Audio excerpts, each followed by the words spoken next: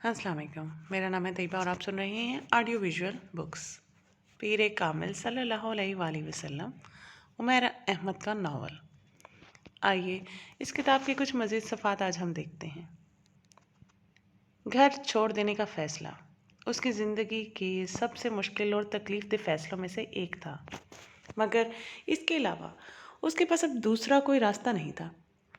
हाशिम मुबीन अहमद उसे कहाँ ले जाते और फिर किस तरह उसे तलाक दिलवा कर उसकी शादी असद से करते, वो नहीं जानती थी।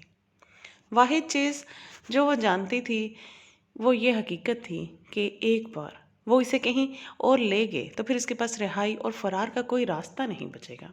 वो ये बात अच्छी तरह जानती थी कि वो इसे जान से कभी नहीं मारेंगे, मगर ज़िंदा रह कर इस तरह की ज़िंदगी गुजारना ज़्यादा मुश्किल हो जाता जैसी ज़िंदगी वो इस वक्त तवक्को और तसव्वुर कर रही थी। हाशिम मुबीन अहमद के चले जाने के बाद वो बहुत देर तक बैठकर रोती रही और फिर उसने पहली बार अपने हालात पर गौर करना शुरू किया। अब उसे घर से सुबह होने से पहले पहले निकलना था और निकलकर किसी महफूज जगह पर पहुंचना था। महफूज जगह? उसके जहन में एक बार फिर जलाल अंसर का ख्याल आया। इस वक्त सिर्फ वही शख्स था जो उसे सही मायनों में तहफ़्फ़ुज़ दे सकता था। हो सकता है मुझे अपने सामने देखकर उसका फ़ैसला और रवैया बदल जाए, वो अपने फ़ैसले पर गौर करने पर मजबूर हो जाए। हो सकता है कि वो मुझे सहारा और तहफ़्फ़ुज़ देने के लिए तैयार हो जाए, उसके वालिदैन को मुझ पर तरस आ जाए। एक मासूम सी उम्मीद उसके दिल में उभर रही थी। वो मदद नहीं भी करते तब भी कम से कम मैं आज़ाद तो होंगी, अपनी ज़िंदगी को अपनी मर्ज़ी से गुजार तो सकूँगी। मगर सवाल ये पैदा होता है कि मैं यहाँ से कैसे निकलूँगी और जाऊँगी कहाँ? वो बहुत देर तक परेशानी के आलम में बैठी रही। उसे एक बार फिर सलार का ख्याल आया। अगर मैं किसी तरह उसके घर पहुँच जाऊँ तो वो मेरी मदद कर सकता है। उसने सलार के मोबाइल पर उसका नंबर मिलाया। मोबाइल ऑफ था। कई बार कॉल मिलाई लेकिन उससे राब्ता ना हो सका। इमामा ने मोबाइल बंद कर दिया। उसने एक बैग में अपने चंद जोड़े कपड़े और दूसरी चीज़ें रख लीं। उसके पास कुछ ज़ेवरात और रकम भी थी। उसने उन्हें भी अपने बैग में रख लिया। फिर जितनी भी कीमती चीज़ें उसके पास थीं, जिन्हें वो आसानी के साथ ले जा सकती थी और बाद में बेच कर पैसे हासिल कर सकती थी, वो उन्हें अपने बैग में रखती गई। बैग बंद करने के बाद उसने अपने कपड़े तब्दील किए और फिर 2 नफल अदा किए। उसका दिल बेहद बोझल हो रहा था। बेसुकूनी और इज़्तिराब ने उसके पूरे वजूद को अपनी गिरफ्त में लिया हुआ था। आंसू बहा कर भी उसके दिल का बोझ कम नहीं हुआ था। नवाफिल अदा करने के बाद जितनी आयत और सूरतें उसे ज़बानी याद थीं, उसने वो सारी पढ़ लीं। बैग लेकर अपने कमरे की लाइट बंद करके वो खामोशी से बाहर निकल गई। लाउंज की एक लाइट के अलावा सारी लाइटें ऑफ थीं। वहाँ ज़्यादा रोशनी नहीं थी। वो मोहतात अंदाज में चलते हुए सीढ़ियाँ उतर कर नीचे आ गई और फिर किचन की तरफ चली गई। किचन तारीकी में डूबा हुआ था। वो मोहतात अंदाज में चीज़ों को टटोलते हुए किचन के इस दरवाजे की तरफ बढ़ गई जो बाहर लॉन में खुलता था। अकबी लॉन के इस हिस्से में कुछ सब्जियां लगाई गई थीं और इस घर में किचन का वो दरवाज़ा वाहिद दरवाज़ा था जिसे लॉक नहीं किया जाता था, सिर्फ चिटखनी लगा दी जाती थी। दरवाज़ा उस रात भी लॉक नहीं था। वो आहिस्तगी से दरवाज़ा खोलकर बाहर निकल आई। कुछ फासले पर सर्वेंट क्वार्टर्स थे। वो बेहद मोहतात अंदाज में चलते हुए लॉन अबूर करके अपने और सलार के घर की दरमियानी दीवार तक पहुंच गई। दीवार बहुत ज़्यादा बुलंद नहीं थी। उसने आहिस्तगी से बैग दूसरी तरफ फेंक दिया और फिर कुछ जद्दोजहद के बाद खुद भी दीवार फलांगने में कामयाब हो गई। गहरी नींद के आलम में सलार ने खड़गे की आवाज़ सुनी थी। फिर वो आवाज़ दस्तक की आवाज़ में तब्दील हो गई। रुक रुक के मगर मुसलसल की जाने वाली दस्तक की आवाज़। वो औंधे मुंह पेट के बल सो रहा था। दस्तक की इस आवाज़ ने उसकी नींद तोड़ दी। वो उठ के बैठ गया और बेड पर बैठे बैठे उसने तारीकी में अपने चारों तरफ देखने की कोशिश की। खौफ की एक लहर उसके अंदर सरायत कर गई। वो आवाज़ खिड़कियों की तरफ से आ रही थी, यूँ जैसे कोई इन खिड़कियों को बजा रहा था, मगर बहुत आहिस्ता आहिस्ता, या फिर शायद कोई इन खिड़कियों को टटोलते हुए खोलने की कोशिश कर रहा था। सलार के जहन में पहला ख्याल किसी चोर का आया था। वो स्लाइडिंग विंडोज़ थी और बदकिस्मती से वहाँ कोई ग्रिल नहीं थी। उसकी ज़रूरत इसलिए महसूस नहीं की गई थी क्योंकि वो इम्पोर्टेड ग्लास की बनी हुई थी, जिन्हें आसानी से तोड़ा या काटा नहीं जा सकता था और उन्हें सिर्फ अंदर से खोला जा सकता था। घर के चारों तरफ मौजूद लॉन में वैसे भी रात को कुत्ते खुले होते हैं और उनके साथ 3 गार्ड्स भी होते थे, मगर इन तमाम हिफाजती इकदामात के बावजूद इस वक्त इस खिड़की के दूसरी तरफ मौजूद छोटे से बरामदे में कोई मौजूद था जो इस खिड़की को खोलने की कोशिश में मसरूफ़ था। अपने बेड से दबे कदमों उठकर वो तरीकी में ही खिड़की की तरफ आया जिस तरफ से आवाज़ आ रही थी। वो उसके बिल्कुल मुखालिफ सिमत गया और बहुत एहतियात के साथ उसने पर्दे के एक सिरे को थोड़ा सा उठाते हुए खिड़की से बाहर झांका। लॉन में लगी रोशनियों में उसने अपनी खिड़की के सामने जिसे खड़ा देखा था, उसने उसे हक्का बक्का कर दिया था। ये पागल है, बेख्तियार उसके मुंह से निकला। इस वक्त अगर लॉन में फिरते 4 गैर मुल्की नस्ल के कुत्ते उसे देख लेते तो सलार या किसी भी दूसरे शख्स के पहुंचने से पहले वो इसे चीर फाड़ चुके होते, और अगर कहीं गार्ड्स में से किसी ने उसे वहां देखा होता तो वो भी तफ्तीश या तहकीक पर वक्त ज़ाया करने से पहले उसे शूट कर चुके होते। मगर वो इस वक्त बिल्कुल महफूज वहाँ खड़ी थी और यकीनन अपने घर की दीवार फलांग कर यहाँ आई हुई थी। हॉर्न भेजे। उसने कमरे की लाइट ऑन की। लाइट ऑन होते ही दस्तक की आवाज़ रुक गई। कुत्ते की भौंकने की आवाज़ आ रही थी। पर्दे खींचते ही उसने स्लाइडिंग विंडो को हटा दिया।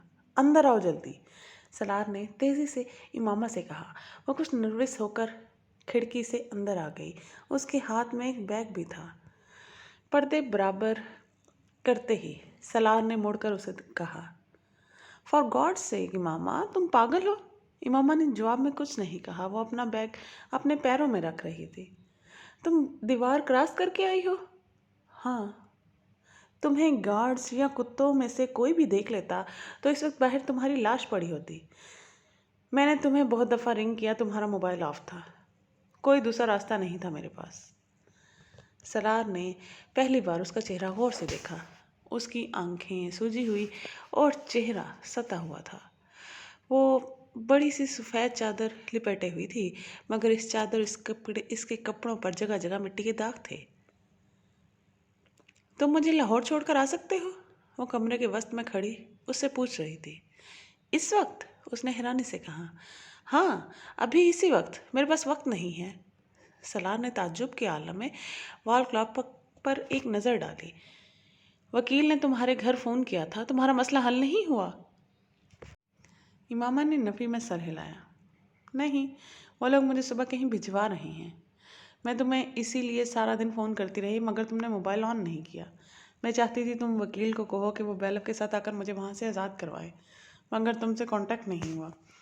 और कल अगर तुमसे कांटेक्ट होता भी तो कुछ नहीं हो सकता था, क्योंकि वो लोग इससे पहले ही मुझे कहीं शिफ्ट कर देते, और ये ज़रूरी तो नहीं कि मुझे ये पता होता कि वो मुझे कहाँ शिफ्ट कर रहे हैं। सलार ने जमाई ली। उसे नींद आ रही थी। तुम बैठ जाओ, उसने इमामा से कहा। वो अभी तक खड़ी थी। तुम अगर मुझे लाहौर नहीं पहुंचा सकते तो कम से कम बस स्टैंड तक पहुंचा दो, मैं वहाँ से खुद लाहौर चली जाऊंगी, उसने सलार को नींद में देखकर कहा। मेरा अंदाज़ा है कि इस वक्त तो कोई गाड़ी लाहौर नहीं जा रही होगी। मैं तुम्हें सुबह, इमामा ने उसकी बात काट दी। नहीं, सुबह नहीं, मैं सुबह तक यहाँ से निकल जाना चाहती हूँ। अगर लाहौर की गाड़ी नहीं मिली तो मैं किसी और शहर की गाड़ी में बैठ जाऊँगी, फिर वहाँ से लाहौर चली जाऊँगी। तुम बैठो तो सही, सलार ने उससे एक बार फिर कहा। वो एक लम्हे के लिए हिचकिचाती फिर सोफे पर जाकर बैठ गई। सलार खुद भी अपने बेड की पायंती पर बैठ गया। लाहौर? तुम कहाँ जाओगी? उसने पूछा। जलाल के पास। मगर वो तो तुमसे शादी से इनकार कर चुका है। मैं फिर भी उसके पास जाऊंगी। उसे मुझसे मोहब्बत है, वो मुझको इस तरह बेयारो मदद कर नहीं छोड़ सकता। मैं उससे और उसके घर वालों से रिक्वेस्ट करूंगी। मैं जानती हूँ वो मेरी बात मान लेंगे, वो मेरी सूरत हाल को समझ लेंगे।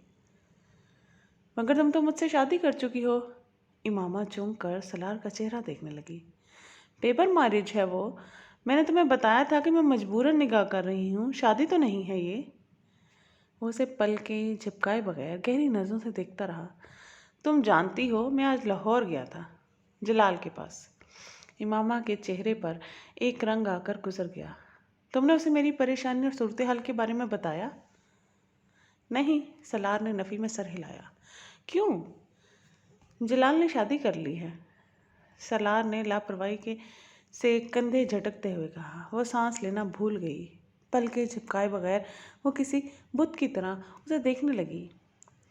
3 دن ہو گئے اس کی شادی کو۔ کل پرسوں تک وہ سیر و تفریح کے لیے ناردرن ایریاز کی طرف جا رہا ہے۔ اس نے میری کوئی بات سننے سے پہلے ہی مجھے یہ سب کچھ بتانا شروع کر دیا تھا۔ شاید وہ چاہتا تھا کہ میں اب تمہارے بارے میں بات نہ کروں۔ اس کی بیوی بھی ڈاکٹر ہے۔ سلار بات کرتے کرتے رک گیا۔ میرا خیال ہے کہ اس کے گھر والوں نے تمہارے مسئلے کی وجہ سے ہی اس کی اس طرح اچانک شادی کی ہے۔ وہ یکے بعد دیگرے جھوٹ پر جھوٹ بولتا جا رہا تھا۔ مجھے یقین نہیں آ رہا، جیسے کسی خلا سے آواز آئی۔ ہاں، مجھ سے بھی یقین نہیں آیا تھا، اور مجھے توقع تھی کہ تمہیں بھی یقین نہیں آئے گا، مگر یہ سچ ہے۔ تم فون کر کے اس سے بات کر سکتی ہو اس بارے میں، سلار نے کندھے جھٹکتے ہوئے لاپرواہی سے کہا۔ امامہ کو لگا وہ پہلی بار صحیح معنوں میں گھپ اندھیرے میں آ کھڑی ہوئی ہے۔ روشنی کی وہ کرن جس کے تعاقب میں وہ اتنا عرصہ چلتی آئی ہے، یکدم گل ہو گئی۔ راستہ تو ایک طرف، وہ اپنے وجود کو بھی نہیں دیکھ پا رہی تھی۔ اب تم خود سوچ لو کہ لاہور جا کر تم کیا کرو گی؟ وہ تو اب تم سے شادی کر سکتا ہے، نہ اس کے گھر والے تمہیں پناہ دے سکتے ہیں۔ بہتر ہے تم واپس چلی جاؤ، ابھی تمہارے گھر والوں کو پتہ نہیں چلا ہوگا۔ امامہ نے کہیں بہت دور سے سلار کی آواز آتی سنی۔ وہ کچھ نہ سمجھنے والے انداز میں اس کا چہرہ دیکھتی رہی۔ مجھے لاہور چھوڑو، وہ بڑبڑائی۔ جلال کے پاس جاؤ گی؟ نہیں، اس کے پاس نہیں جاؤں گی، مگر میں اپنا گھر نہیں رہ سکتی۔ وہ یکدم صوفے سے اٹھ کر کھڑی ہو گئی۔ سلار نے ایک سانس لے کر الجھن بھری نظروں سے اسے دیکھا۔ یا پھر مجھے گیٹ تک چھوڑ آؤ، میں خود چلی جاؤں گی۔ تم چوکیدار سے کہو کہ وہ مجھے باہر جانے دے۔ اس نے بیگ اٹھا لیا۔ تمہیں اندازہ ہے کہ یہاں سے بس اسٹینڈ کتنی دور ہے؟ اتنی دھند اور سردی میں تم پیدل وہاں تک جا سکو گی؟ جب اور کچھ نہیں رہا میرے پاس تو دھند اور سردی سے مجھے کیا ہوگا؟ سلار نے اسے گیلی آنکھوں کے ساتھ مسکراتے ہوئے دیکھا۔ وہ اپنے ہاتھ کی پشت سے اپنی آنکھوں کو رگڑ رہی تھی۔ سلار اس کے ساتھ کہیں جانے کا ارادہ نہیں رکھتا تھا۔ لاہور تو بہت دور کی بات تھی۔ اسے ابھی بھی نیند آ رہی تھی۔ وہ سامنے کھڑی لڑکی کو ناپسند کرتا تھا۔ ٹھہرو، میں چلتا ہوں تمہارے ساتھ۔ وہ نہیں جانتا اس کی زبان سے یہ جملہ کیوں اور کیسے نکلا۔ امامہ نے اسے ڈریسنگ روم کی طرف جاتے دیکھا۔ وہ کچھ دیر بعد نکلا تو شب خوابی کے لباس کے بجائے ایک جینز اور سویٹر میں ملبوس تھا۔ اپنے بیڈ کی سائڈ ٹیبل سے اس نے کی چین اور گھڑی کے ساتھ ساتھ اپنا والیٹ بھی اٹھایا۔ امامہ کے قریب آ کر اس نے بیگ لینے کے لیے ہاتھ بڑھایا۔ نہیں، میں خود اٹھا لوں گی۔ اٹھا لیتا ہوں، اس نے بیگ لے کر کندھے پر ڈال دیا۔ وہ دونوں آگے پیچھے چلتے ہوئے پورچ میں آ گئے۔ سلار نے اس کے لیے فرنٹ سیٹ کا دروازہ کھولا تھا اور بیگ کو پچھلی سیٹ پر رکھ دیا۔ گاڑی گیٹ کی طرف آتے دیکھ کر چوکیدار نے خود ہی گیٹ کھول دیا تھا، مگر اس کے قریب سے گزرتے ہوئے سلار نے اس کی آنکھوں میں اس حیرت کو دیکھ لیا تھا جو اس کی نظروں میں رات کے اس وقت فرنٹ سیٹ پر بیٹھی ہوئی ماما کو دیکھ کر آئی تھی۔ یقیناً وہ حیران ہوا ہوگا کہ وہ لڑکی اس وقت اس گھر میں کہاں سے آئی تھی۔ تم مجھے بس اسٹینڈ پر چھوڑو گے؟ مین روڈ پر آتے ہی امامہ نے اس سے پوچھا۔ سلار نے ایک نظر گردن موڑ کر اسے دیکھا۔ نہیں، میں تمہیں لاہور لے جا رہا ہوں۔ اس کی نظریں سڑک پر مرکوز تھیں۔ سننے کا شکریہ۔ اگلے صفحات اگلی نشست میں۔ Stay tuned.